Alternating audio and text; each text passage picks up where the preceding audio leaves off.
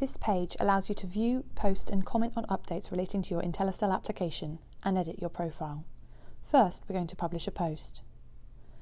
Add your message to the text field box, then select the users who will see the post from the visibility drop-down menu. By default, all users and groups will receive posts to their newsfeed.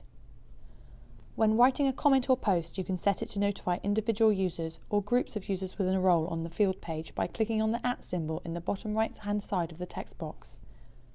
Click the Publish Post button. Now let's look at your account profile on the right-hand pane. Clicking on the camera logo in the top of the pane lets you upload or change your photo. Any image file format or size is supported. Let's select a picture to use and set it as our avatar. On this pane, you can edit some personal information. Select the space beneath Phone to enter or update a contact phone number. To save the entry, just click anywhere on the screen outside the text entry field.